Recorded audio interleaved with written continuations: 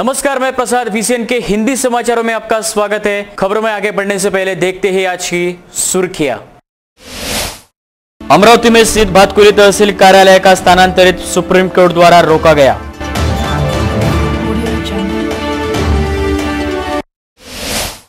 Paradise colony Walgaon road पर खड़े truck पर एक्टिवा भिड़ी, एक युवती गंभीर रूप से घायल।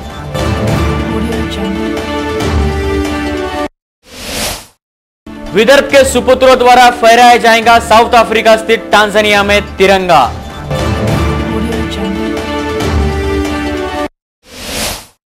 अमरावती जिला मध्यवर्ती सहकारी बैंक से 23 जून को मिलेगा किसानों को 10,000 रुपए की आर्थिक मदद।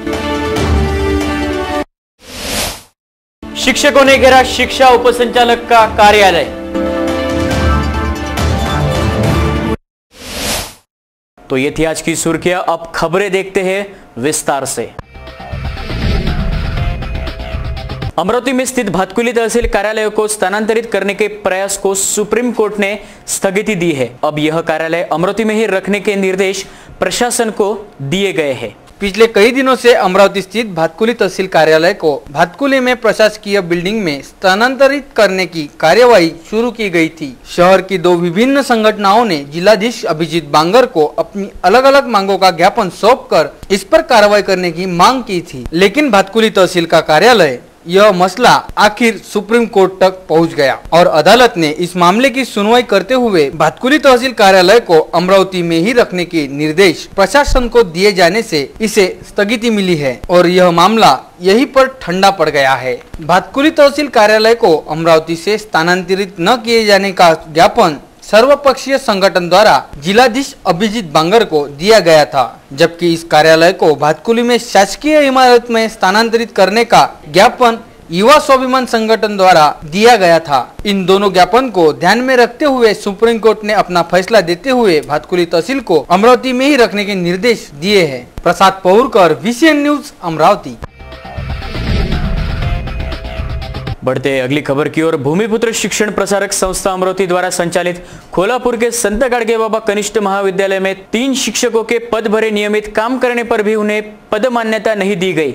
इस मांग को लेकर शिक्षकों द्वारा शिक्षण उपसंचालक को एक ज्ञापन देकर उनकी मांग रखी गई। भूमिपुत्र शिक्षण प्रसारक संस्था द्वारा संचालित खोलापुर के संत गाडगे बाबा कनिष्ठ महाविद्यालय में 3 शिक्षकों के पद भरे, नियमित काम करने के बाद भी उन्हें पद मान्यता नहीं दी। ऐसे ही 7 महीने से गैरहाजिर होने के बाद भी अपने पद का दुरुपयोग कर वेतन अदा किया गया, ऐसे विभिन्न आरोप लगाते हुए शिक्षकों ने शिक्षण उपसंचालक कार्यालय का घेराव करते हुए उपसंचालक कुलकर्णी को ज्ञापन सौंपा है। एक और पदमान्यता नहीं दी जा रही है, दूसरी ओर अपने अधिकार में न होने के बाद भी इस महाविद्यालय के MCVC विभाग में कुछ शिक्षकों का वेतन गलत मार्ग से निकालने का कृत्य प्राचार्य की ओर से किया गया है, जबकि 7 शिक्षक 7 माह से अनुपस्थित थे। उन्हें न्यायालय के अनुसार नो वर्क नो पे के अनुसार वेतन देना चाहिए था, फिर भी पद का दुरुपयोग कर वेतन दिया गया। प्रगति पर रहने वाले महाविद्यालयों में सदस्यों द्वारा रुपयों की लालच में यह विवाद निर्माण किया है। विभाग के जिला व्यवस्थापक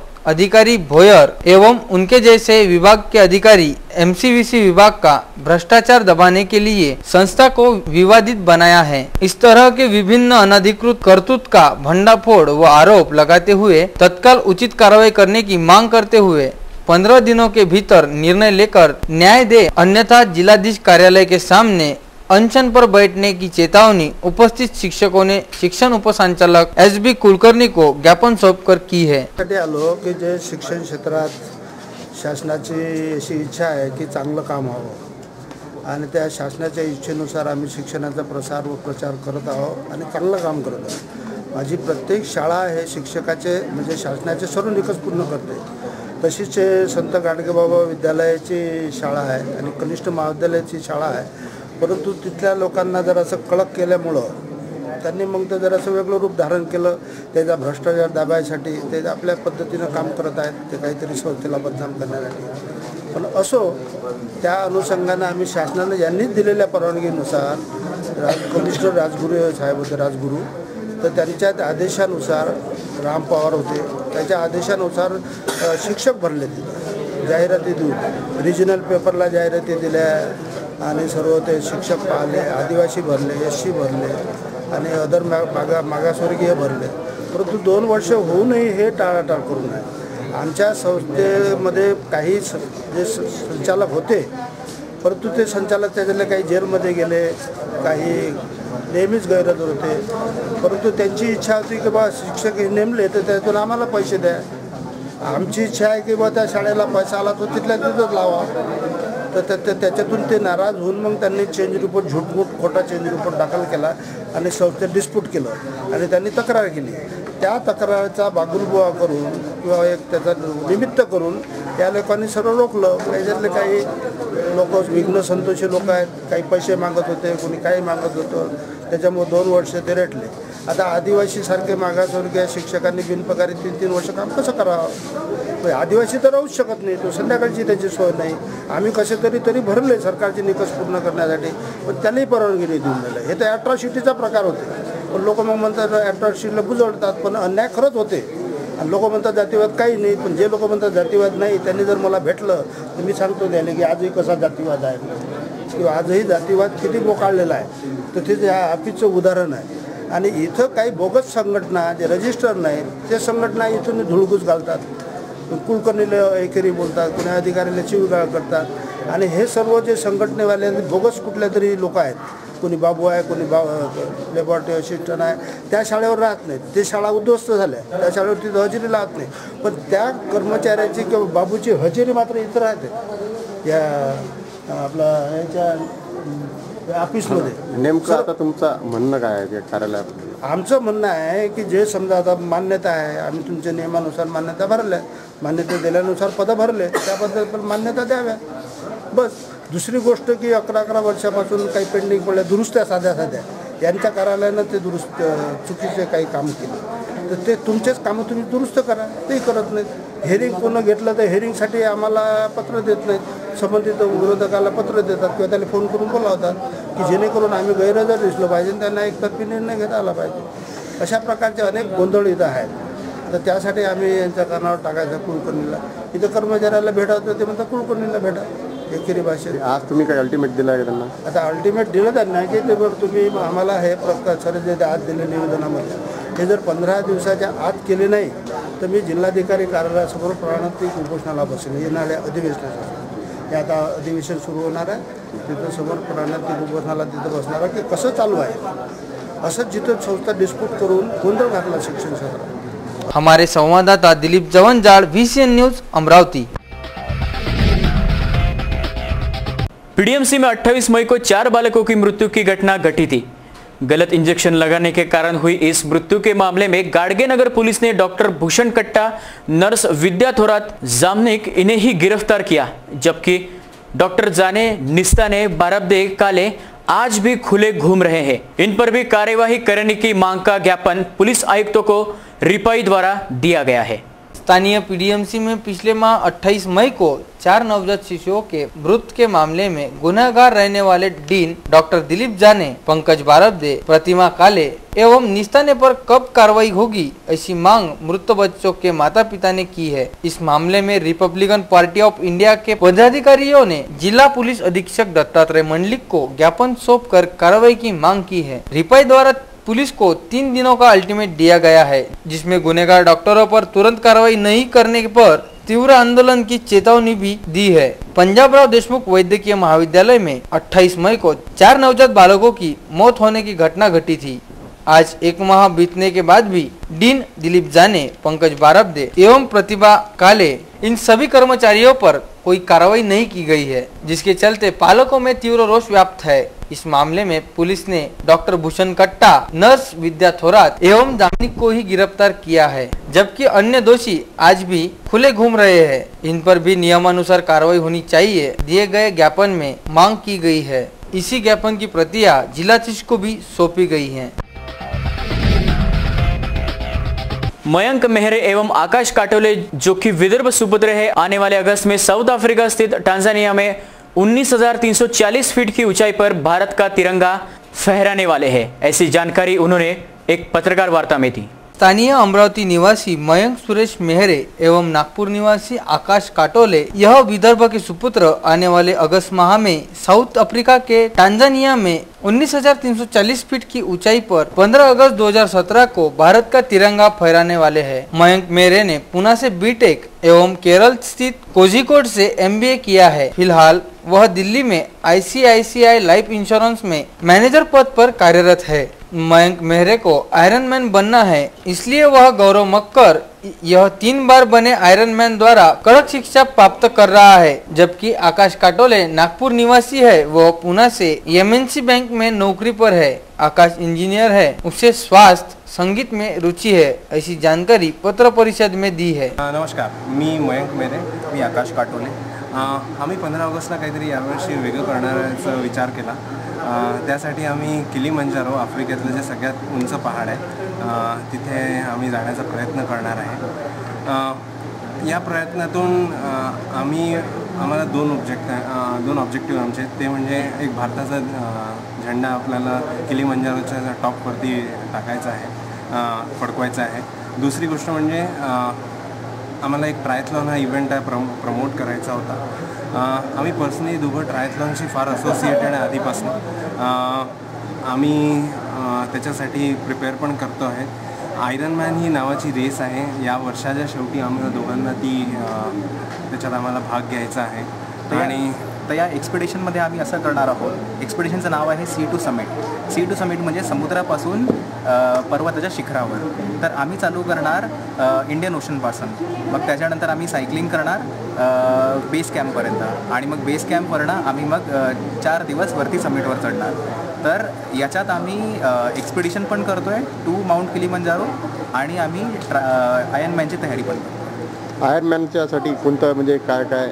आयरन मॅन ही एक अशी वन ऑफ द जगातली सगळ्यात कठीण रेस मानल्या जाते, आणि त्या रेसमध्ये असं असतं की तुम्हाला 4 किलोमीटर स्विमिंग करावं लागतं, त्याच्यानंतर तुम्ही 180 किलोमीटर सायकलिंग करता, आणि तेच जसं झालं की तुम्ही रनिंग करता। हे सगळं तुम्हाला रनिंग 42 किलोमीटर, आणि हे सगळं तुम्हाला 16 तासाच्या आतमध्ये एका दिवसात करावं लागतं। रेस सकाळी 5 वाजता सुरू होते आणि त्याच्यानंतर ती रात्री 16 तासाच्या आतमध्ये कंप्लीट करायची असते, आणि जो हा 16 तासाच्या आतमध्ये कंप्लीट त्याला आयरन मॅन पदवी मिळते।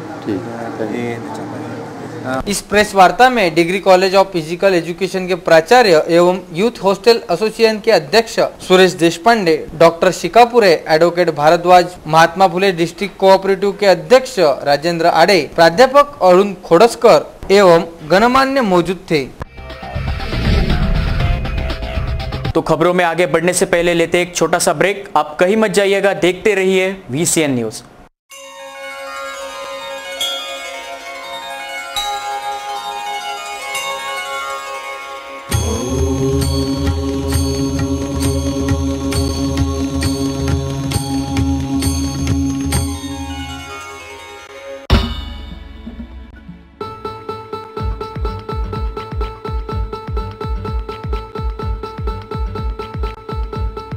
घरची शान, घरचा मान, घराकडे तिचे सर्व ध्यान। कोण आहे ती, अहो हो कोण आहे ती? गृहलक्ष्मी, गृहलक्ष्मी।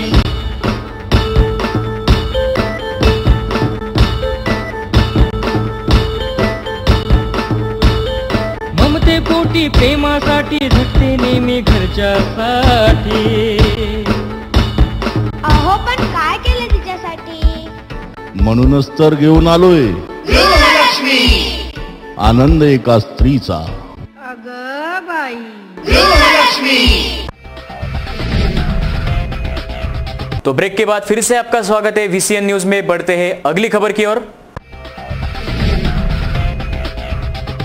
अगली खबर की ओर। अमरावती जिला मध्यवर्ती सहकारी बैंकों में पिछले 6 माह से 70.81 करोड़ के पुराने नोट पड़े हैं, जिसके कारण तकरीबन 4.25 करोड़ का नुकसान बैंक को झेलना पड़ रहा है। शुक्रवार 23 जून से किसानों को 10,000 रुपए आर्थिक मदद का वितरण किया जाएगा, ऐसी जानकारी महाप्रबंधक JC राठौड़ द्वारा दी गई है।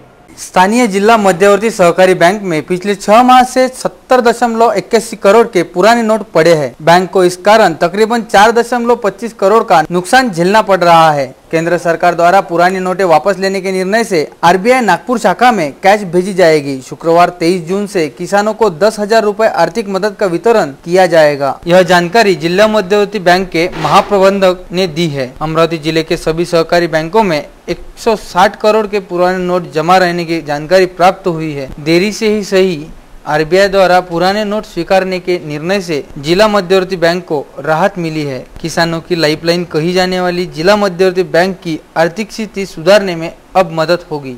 हमारे संवाददाता दिलीप जवंजाळ, VCN न्यूज, अमरावती। बढ़ते हैं अगली खबर की ओर। पैराडाइज कॉलोनी वलगांव रोड पर खड़े ट्रक को एक्टिवा गाड़ी भिड़ने से एक युवती गंभीर रूप से घायल हो गई है। इसके चलते उस युवती को जिला अस्पताल में दाखिल कराया गया है। शहर में इन दिनों दुर्घटनाओं की संख्या बढ़ती नजर आ रही है। आए दिन कहीं न कहीं छोटी मोटी दुर्घटनाएं हो रही है। इस पर अंकुश लगाने के लिए पुलिस द्वारा प्रयास किए जा रहे हैं, फिर भी दुर्घटनाओं की संख्या में बढ़ोतरी देखी जा रही है। ऐसी एक घटना अमरावती शहर के पैराडाइज कॉलोनी वलगांव रोड पर घटी है। शहर की एक युवती इस मार्ग से अपनी एक्टिवा गाड़ी नंबर MH27B74164 से आ रही थी। इस बीच गाड़ी से नियंत्रण छूट जाने से एक्टिवा गाड़ी रास्ते के पास खड़े ट्रक से जा भिड़ी। इस दुर्घटना में युवती गंभीर रूप से घायल हुई है। उसे गंभीर अवस्था में जिला सामान्य अस्पताल में दाखिल कराया गया। घटना की जानकारी मिलने पर नागपुर ब्रिगेड पुलिस ने घटनास्थल पर पहुंचकर पंचनामा किया है। अधिक छानबीन जारी है। गंभीर रूप से घायल युवती एक अच्छे घर से संबंधित होने की जानकारी प्राप्त हुई है। हमारे संवाददाता दिलीप जवंजाळ, VCN न्यूज, अमरावती। बढ़ते हैं अगली खबर की ओर। पुलिस आयुक्त दत्तात्रेय मांडलिक की विशेष टीम ने मिली जानकारी के अनुसार अमरावती जिले के वलगांव में अवैध रूप से चलाए जा रहे देशी शराब के अड्डे पर छापामार कार्रवाई कर 7 बॉक्स जिसमें 334 शराब की बोतल जब्त कर 25,000 रुपए का माल पकड़ा है, जिसके चलते आरोपी रमेश पंडित को गिरफ्तार कर उन पर मामला दर्ज किया है। सुप्रीम कोर्ट द्वारा दिए गए निर्णय में महामार्ग से 500 मीटर के भीतर आने वाले सभी शराब की दुकानें बंद करने का निर्देश दिए हैं। फिर भी जिले के कई भागों में देशी विदेशी शराब की बिक्री जोरों से शुरू है। पर दबिश लगाने के लिए पुलिस प्रशासन द्वारा जगह जगह छापामार कार्रवाई की जा रही है। ऐसी एक शराब अड्डे पर जिला पुलिस अधीक्षक की विशेष टीम ने छापामार कार्रवाई कर 7 बॉक्स शराब, 344 बोतल जब्त कर 7 शराब की पेटियां, 334 बोतल जब्त कर 25,000 का माल जब्त करने की कार्रवाई की है। मिली जानकारी अनुसार अमरावती जिले के वलगांव में पुलिस आयुक्त दत्तात्रेय मांडलिक इनके द्वारा बनाए गए एक टीम ने अवैध रूप से चलाए जाने वाले एक देशी शराब के अड्डे पर छापामार कार्रवाई कर रमेश पंडित 3 पेटी, सुनीता पंडित 3 पेटी एवं राहुल तसरे 1 पेटी, कुल 7 पेटी देशी शराब की ऐसी 334 देशी शराब के पौवे जब्त किए हैं। इस माल की कीमत अंदाजन 25,000 रुपए बताई गई है। इस मामले में पुलिस ने रमेश पंडित को गिरफ्तार कर उसके खिलाफ दफा 199 65E के तहत मामला दर्ज किया गया है। अधिक छानबीन जारी है। तो अंत में देखते हैं एक बार फिर से आज की सुर्खियां। अमरावती में स्थित भातकुली तहसील कार्यालय का स्थानांतरित सुप्रीम कोर्ट द्वारा रोका गया।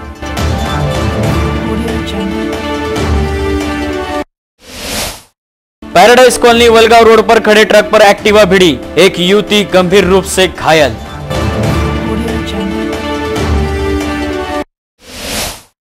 विदर्भ के सुपुत्रों द्वारा फहराया जाएगा साउथ अफ्रीका स्थित टांजानिया में तिरंगा।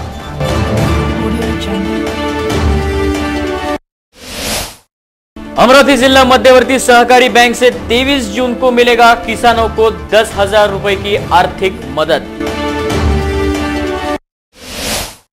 शिक्षकों ने घेरा शिक्षा उपसंचालक का कार्यालय। तो अब वक्त हो चला है एक समाचार में यही रुकने का। विदर्भ से जुड़ी तमाम खबरों के लिए देखते रहिए VCN न्यूज। नमस्कार।